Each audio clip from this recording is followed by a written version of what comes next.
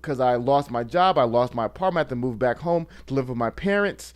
I had no money, so it was just I lost a lot, man. As long as you have a breath to take, as long as there's another day to be lived, there is still hope for your situation to be changed. And so while you can't see it today, there's still hope.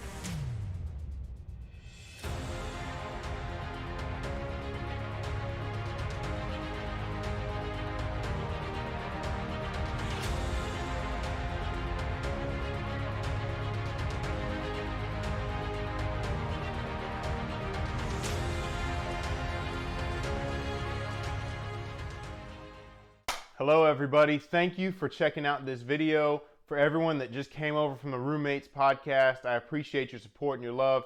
Go ahead, share, like, and subscribe, and we're gonna go ahead and jump straight into it. We are having a giveaway. We're giving away a PlayStation 5 and a pair of Beats headphones. So stay tuned to the end of this video for details on how to win. Welcome everybody to another video of The Second Guy, and today I have the host of the Roommates podcast, Hafiz, one of my closest friends. I was recently on his podcast, and now he is gracing us with his presence today. Yes, so, I am. Hafiz, thank you for taking the time to just come and give a little bit of encouragement and share a little bit about your life. No problem. Real quick, my manager said before I can continue, can you please send me the rest of the $5,000 deposit that you owe us? Because I can't move forward until we get the payment. I got you. Yeah, okay. It should be coming through now. My people will talk to your people. Okay, yeah. Okay, just making sure. Yeah. So, Hafiz, you've watched the Second Guy theory video, the explanation video, explaining the difference between the first guy and the second guy. Before we get into that, I just want you to give a little bit of a brief bio of who you are, what you do, and what you're about. Yes, sir. So my name is Hafiz. I am the founder of The Roommates. The Roommates is an online platform created to help men and women become the best version of themselves. I simply like helping people in my unconventional ways, as they would like to call it. So yeah, I'm just all about helping people improve themselves physically, emotionally, spiritually, and financially. I care about self-awareness and self-improvement. So that's what we're about, and we just like to help, young men and women of all ages, of all backgrounds, all around the world. Nice. Cool. So, as you know, the Second Guy theory is all about accomplishing your goals. People who are average seeming people, put that in quotes. Yeah, that's not me. Might be you. Average seeming people accomplishing unaverage goals. Yeah. And so, I just want you to give a little bit about where you started, because I think a lot of times people just assume when they see somebody successful, they say, oh, well, this person, everybody knew this person was going to be successful at this and that at the beginning. Yeah. And if they don't see it at the beginning, then it's not going to be there. Okay. So give a little bit about your origin. Give your origin story. Okay, how long do I have? You can pick one of three. You can pick two of three topics. You can go football, you can go the podcast, or you can go one of your favorites, the women. The so, I'll do a little bit of all three. Hopefully I won't make this too long. So when I was in 10th grade, I really wanted to play football. I finally made it to the football team for the first time, and they gave me number 98. And if you know anything about football, number 98 is the number they give defensive linemen. So basically, when I got the number, they were like, yo, you're the second worst player on the team behind my friend Roland, who got kicked off for doing drugs. Shout out to Roland. Hopefully you're doing well in life at an older age. So I was third string junior varsity cornerback. And nobody thought I was any good. They thought I was trash. But I believed in myself. Next year, I got kicked off the football team for a myriad of reasons. But, it is what it is. I bounced back. So my senior year, when I started spring camp, I was fifth string cornerback. There was freshmen when I was a senior who was in front of me. Within a week, I moved my way to first string. And I got to start. After my first game of starting, we won the game in the fall. But guess what? My coach decided to bench the entire starting defense to teach us a lesson. And I did not like that, and I got really mad, and I got frustrated, and then I got suspended for the game. As you can see, there's issues I had to deal with. So moving forward, my senior year was ups and downs. I maybe started about 5 to 6 games, if that. Didn't have much stats, but I believed I could play at the next level. Nobody else did. None of my coaches, nobody else in the world believed that I was any good. So I said I'm going to reach out to every single Division I, Division II, Division I AA school in the country, and I sent them every last school an email, and I called every last school. I eventually got a scholarship to Wingate University, was on Wingate University's football team, transferred to Troy University. At Troy University, that's where I met Zach, was on the football team there for 2 years, decided to retire because I became a Christian, and instead of being focused on playing football, I wanted to help young men. So that was around 19 years old. Fast forward to eventually I became a teacher, and I was teaching and helping guys, but then I realized that, man, you could help somebody in 7th grade, but in 8th grade when you're no longer the teacher, you know, they vanish into the mist, and unfortunately a lot of things that you taught them when they were young goes away. And so that's when I realized I was like, yo, like I gotta be with older men. I gotta be with people for the rest of their lives.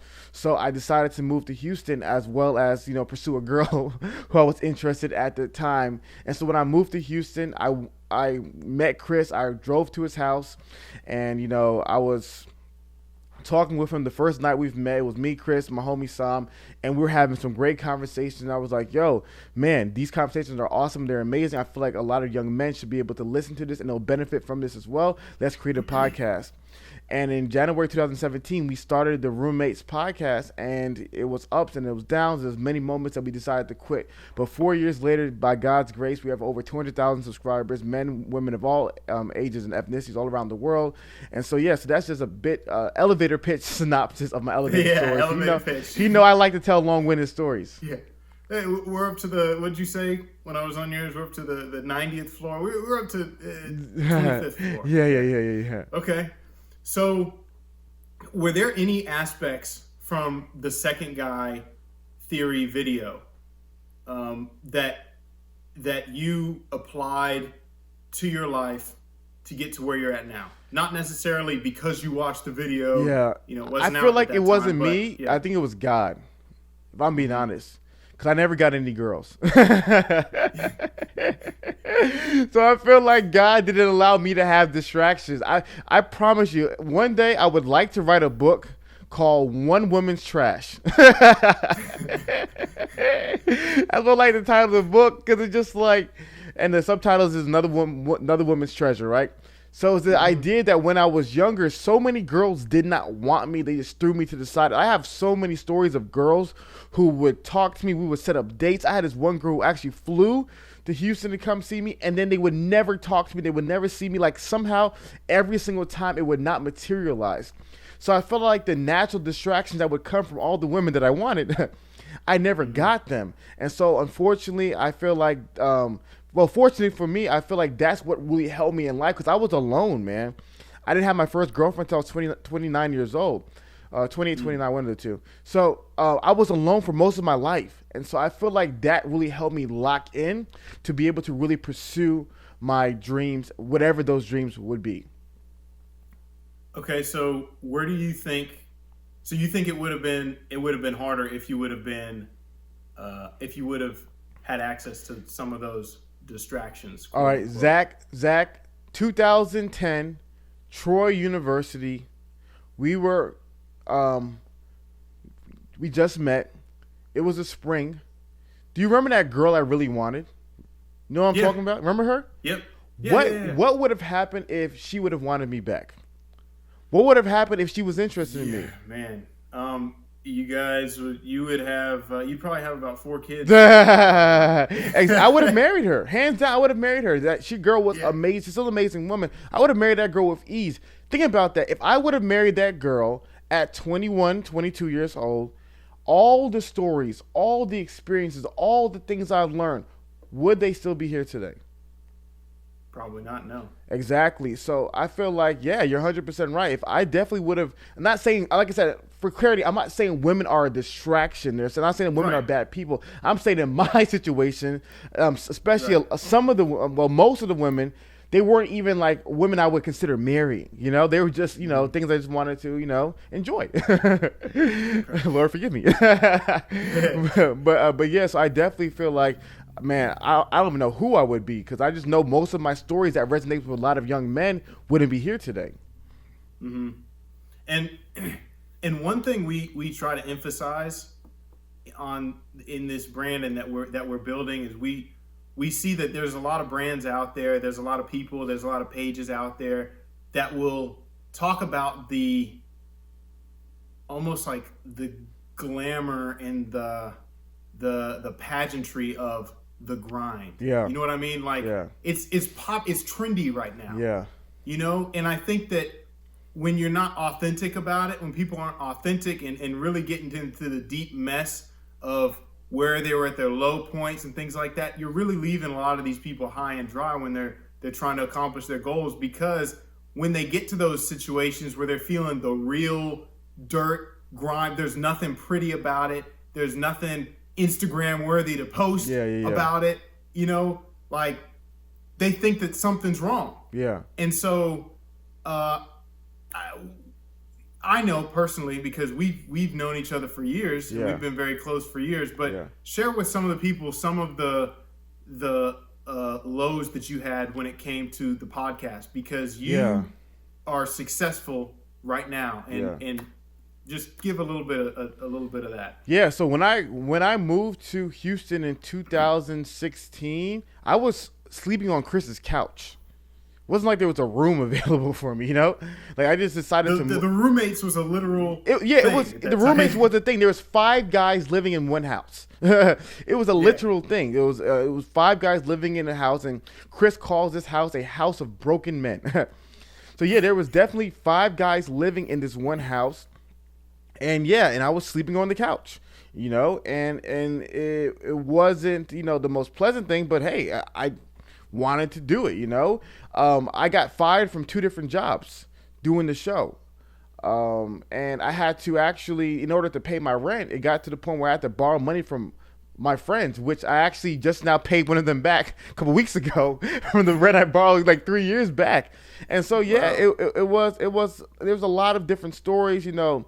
I had my first girlfriend at the time. One of the reasons why, many reasons why, but one of the reasons why we ended things was because, you know, my life was just so chaotic, you know, because I lost my job, I lost my apartment, I had to move back home to live with my parents.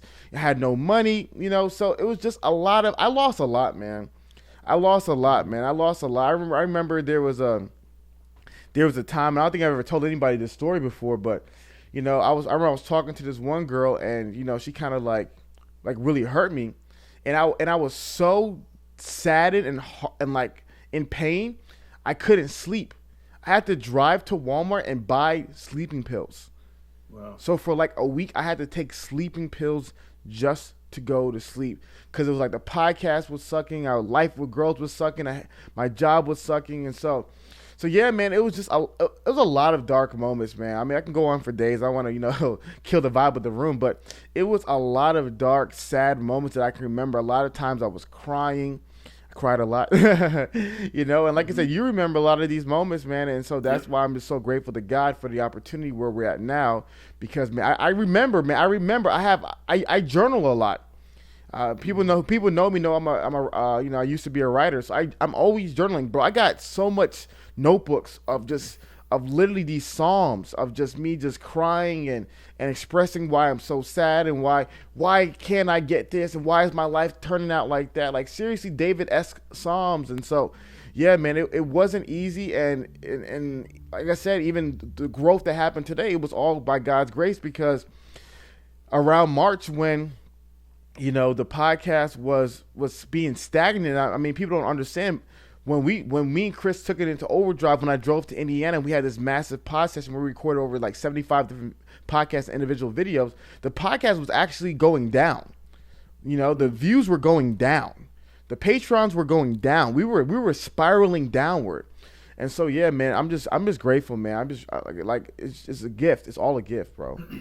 Would you say that in any of those low moments, was there anything, and you can be honest. Yeah. You don't have to give the fairy tale ending story. Was there anything that was put in you or came out of you that helped you to get to where you are now? Because that you wouldn't have had if you didn't go through those low times. 2016, I'll never forget this moment of my life. 2016, right before I moved to Houston, I quit my job as a teacher, which don't ever quit a job before you get another job, guys. So I quit my job as a teacher, and I moved back home with my parents while I was looking for new jobs. And I had some money saved up, and but Proverbs has a great verse, and I want you guys to remember this verse. It says, "Money is like eagle. It's like an eagle. In due time, it will grow wings and fly away." So what ended up happening is I had a lot of money saved up, but then as the months went on, and as I didn't have a job, that money was slowly vanishing, and eventually got to a point where I couldn't pay my bills, like some of my student loans, because I had to focus in on paying, my more important bills, like my car bill, because I didn't want to get that mug repossessed. And so I remember I was just so down. I guess I wanted to move to Houston. I wanted to, pursue this girl, pursue, new things. And I remember it was just like I was keep on getting rejected. I probably applied for over 400 jobs, got rejected by every last one of them. And I remember telling God, I said, God, I need a job by this date. Because if I didn't get a job by that date, I knew that I basically would be in negatives. Like because a lot of my bills were like automatic payments. And so I knew I was going to be in the negative. Oh, wow. So I was nervous about that day. So what ended up happening was a couple days before that day, I was talking to my dad. I was so sad. I was so depressed. I was like, Dad, like, I feel like I'm failing. I feel like I'm at rock bottom. I feel like I won't be successful. I remember just being so heartbroken. And my dad told me, he said, Hafiz, do you know what your last name means? I was like, what? I had no idea. I kind of knew what Hafiz meant. I didn't know our last name had a meaning. And my dad said, yeah, your last name is a Yoruba last name, and it's a Yoruba adage, and translated it to English, it means, if we're not dead, there's still hope. And so what that means is that in our family, we believe that as long as you have a breath to take, as long as there's another day to be lived, there is still hope for your situation to be changed. And so while you can't see it today, there's still hope.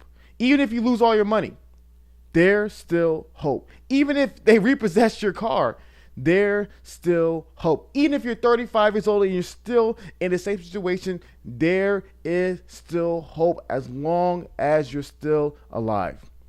When my dad told me that changed everything, bro. And on that mindset, I was like, God, here's how it works. Man bargaining with God, how foolish of him. Here's how it's going to work. I'm never going to give up on you. But if you give up on me, when I die, we got to talk. You know what I mean? So I made it my thing. I'm going to die. I'm going to die not giving up. And as long as I'm alive, I'm going to believe there's hope. And when I die, I'm going to talk to God. So that changed my life. And ever since then, man, I've locked in, bro. That's awesome. Yeah. That's awesome, man. So just give everybody a quick update on, unless it's too personal, so with the girl stuff. Yeah. You talk about are you still getting rejected? I know the answer to that. Yeah. No. Life is good now. Life is good. Life is good. But it's good, and I'm humble about it, And I'm humble about it because I know what it was like to be at the bottom. I know how it was like to be treated wrongly and lied to and, tricked and ignored. So with all the women who reach out to me, try to talk to me, I'm always respectful. Obviously with the content, we have a lot of fun and just pepper soup and all that stuff. But I'm honestly really respectful, and I cherish that. If God allows women to be in your life, man, I cherish it. I value it. I'm excited about it. I have a girlfriend now. We've been dating for going on 7 months, and she's a gift from God. I'm grateful for every opportunity that we've gotten to spend with one another. And so, yeah, man, I think God really rewarded my faithfulness, man. I just think he did. Like I said, it was so many times where it was just difficult, man. I'm serious. Like, I wish I can spend more time kind of really breaking it down to you, because I think a lot of humans just want to be loved, and they want to be cared for. And when you're constantly being rejected, it makes you feel like I'm not good enough. And so I'm just grateful for my parents for giving me that identity, so I never felt like I wasn't good enough. But there was plenty of times where, I did question it. You know how it was back in the day.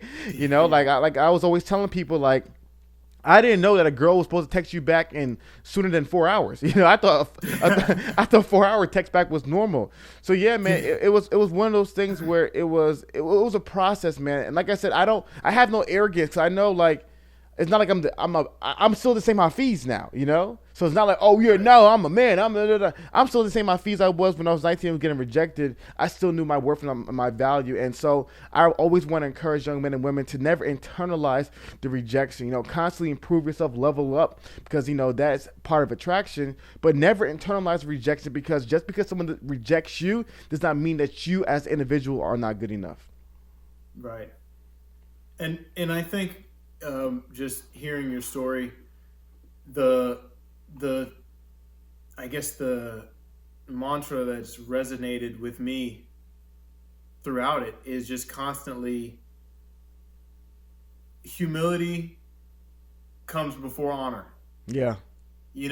And I think that a lot of people today, a lot of young people today, and even people our age and older, there is a lie out there that, you honor just comes from the moment you're born, and if you have it then, you're going to have it until the day you die. And it's one of my favorite stories in the Bible, and I don't like trying to just take the Bible to use as just a constant motivational book or whatever, but there is a story in there about the parable of the mustard seed. Yeah. And how the kingdom of heaven is like a mustard seed. Yeah. Right? And the thing is, a lot of people can only see the mustard seed for what it is. Yeah. Which is, they just see it as the seed. But what it really is a tree. Yeah. And a lot of people can't see that. Yeah. And a lot of people either they can't see that if you are that seed. And sometimes people can't see it within themselves if they are that seed. Yeah. And so I think that it's huge how you continue to believe in yourself even after rejection, whether it's football, low points with the podcast, or even rejections with women, and then now you're in a great relationship. I think that you kind of hit the nail on the head in saying you knew who you were, you knew your identity. Yeah. You didn't question it. And the thing that brought you back was your dad reminding you of your identity. Exactly. And you said at the beginning of this that you didn't really have many distractions. You didn't, many things just naturally weren't there. So it seemed like a curse at first, but maybe it was probably the biggest blessing that you had. It was, man. So in regards to the second guy theory, one thing that sticks out to a lot of people is the canoe analogy, where you're basically rowing on your boat on a lake. You're rowing your own kayak on a lake or canoe on a lake, and then your goal is on the other side. Yeah. And there's a gate that's constantly closing, and you have to get across before that gate closes. And a lot of times people have weights in their canoe, and they're putting in the work, they're grinding, they're working hard, but imagine how much more bang for their buck they would get for their work if they took those weights out of the canoe. Yeah. And you talk a lot about you mentor a lot of young men and women, and even older men and women. Yeah. And I see that lie of you can have all you want and not have to sacrifice anything. Yeah. I see that just all over our generation today. Yeah. And I would just like you to address it and give your opinions on it in regards to the canoe analogy, or however else you'd like to break it down. Yeah, man, I think, like you said, there's no great victory without great sacrifice. And I think that a lot of people, they do achieve success without it. There's plenty of guys, who, have all these, half-naked women around their homes, and these guys are doing drugs, and guys who are, getting drunk every single night, and guys who are being lazy, but they're just so naturally, talented and naturally gifted. So they appear to win now, but life is a marathon, not a sprint. And we all know that when it comes to marathon running, there's no such thing as natural talent, you know, besides what the Ethiopians say. But, yeah. you know, but if you're from anywhere else in the world besides Kenya. Yeah. But even with that, like I said, those guys still prepare to be the best. Like you can be naturally talented and be good, but to be the best in a marathon, you have to practice, no matter who you are. And so yeah, man, I think that's true. I think, like you said, you're gonna see a lot of people not sacrifice to get their dreams today. But then when you talk about people who are winning 10, 15, 20, 30 years, sacrifice is required. And a lot of times it is, I always look at self-control as saying no to some things today to say yes to other things tomorrow. So it's never just like, oh, I'm sacrificing. It's a lose-lose situation. No, I'm losing to win. I'm saying no to say yes. And so, yeah, I definitely do agree with that, man. A lot of people have to realize that in order to achieve your dreams, sacrifice must take place. So why do you think so many people have bought into the idea today that you don't have to do that? I don't even think that many people have bought into. I just think people just don't know. I didn't know they don't understand what it takes. I just think that's one of the biggest things that I feel like a lot of guys don't have. My last live stream of the year happened last night, and you know how it went. But besides that, one of the things that you would notice is so many people want to be a millionaire, but they have no idea the work it takes to be a millionaire. They have no idea. They think, okay, go from 50,000 to 70,000, the same as going from 70,000 to $1 million. Like they have no concept of money, And so I feel like a lot of people just genuinely don't understand that, a lot of people who stay at the top, they didn't just luck their way there. Like I said, you can luck your way to be a one-hit wonder or short-term success, but those that stay there is a level of work and grind and effort that they put in, but the average person just has no idea. They have zero idea, and that's why, I like to bring different entrepreneurs and thought leaders on the roommate so that people can see that, the type of work that you think you're putting in, you're not putting in much work to those that are really putting in the work and grinding. Right. I agree. That makes 100% sense. Yeah. I mean, and I think one of the reasons that they don't know is because sometimes the grimy, dark, gritty section of the grind isn't attractive, so it's not marketable. Yeah. I agree. Hafeez, thank you again for coming on. Like always, we always have great conversations, and I appreciate the opportunity to work with you, and I look forward to more interviews with both of us in the future. But thank you for sharing your story, because I think that a lot of times people see the success and they don't see the bottom. They don't see the grime. They don't see the grit that it takes to really get there. And I think that you've really had a unique story, and it's not over. Yeah.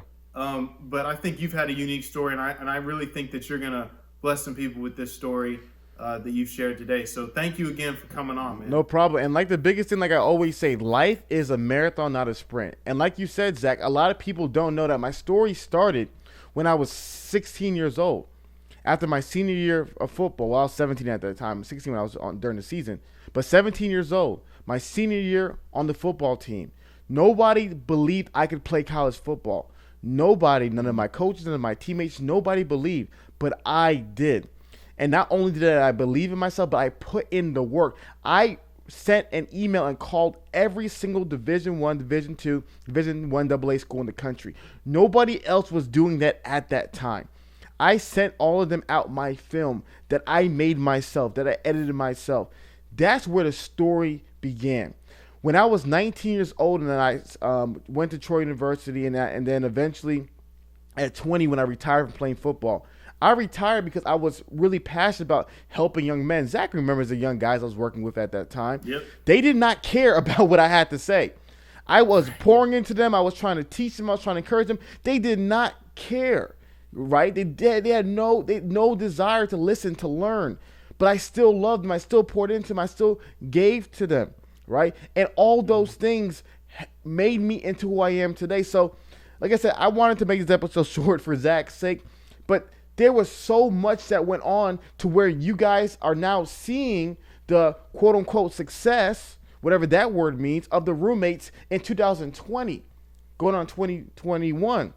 So I really want you guys to understand that life is a marathon, not a sprint. You may not be where you want to be today. You may not have the success or that life that you desire today. But I'm telling you, if you're willing to put in the work, if you're willing to continue to level up physically, emotionally, spiritually, financially, if you're willing to be self-aware and realize that I am not where I need to be, but I'm going to push myself to where I need to be. And so I encourage you guys, obviously, make sure you subscribe to, Zach's channel, Second Guy Theory, and continue surrounding yourself with these digital mentors in your life so that you guys can be able to be pushed to achieve your dreams. But remember, guys, remember, life is a marathon, not a sprint, and you got to put in the work. Yep. My name is Hafiz. I help men and women become the best version of themselves, and I am the Second Guy. Stop, hold on. We forgot to give you guys the information for the giveaway. And I know at least 20% of you probably just watching it just for that. So let's go ahead and get straight into it. So I'm gonna go ahead and just read the instructions verbatim so that there's no confusion. Once we hit 2,000 followers on Instagram or 1,000 subscribers on YouTube, whichever comes first, we are gonna give away a free pair of Beats headphones. Once we hit 10,000 subscribers or 6,000 followers on Instagram, we are going to give away the PlayStation 5. So that's 10,000 subscribers on YouTube or 6,000 followers on Instagram, giving away a free PlayStation 5, depending on who has the most points at the end of that period. To win, you must do the following, and this is how the point system works. So number one, a requirement that you follow the Instagram page, Second Guy Theory on Instagram. We're going to put the link below. We'll put it right down here so you can see it. Then you're going to go to the IGTV section, and you're going to find the video that says early giveaway info. Click on that. You'll see the description and it will give you the information. We're going to go over it really quick. When we hit 2,000 followers on Instagram or 1,000 subscribers on YouTube, we will give away the free pair of Beats headphones depending on who has the most points once we hit our marks. And when we hit the 10,000 subscribers mark on YouTube or the 6,000 followers on Instagram, we're going to give away the free PlayStation 5. So to enter and to win, you had to do all three of the following. Whoever has the most points at the end of these check marks wins. So to even enter, you had to follow the Second Guy Theory Instagram page, comment on that video, and tag 3 people. Every time you comment and tag 3 people, you get 1 point. You can do that as many times as you want. Share this post on your story and tag us, and you'll gain 2 points every time you do that. But you can only do that once a day. So we're almost to 1,000 subscribers on YouTube, so we're getting ready to give away the free pair of Beats headphones. And now that we got that out of the way, back to the Second Guy music.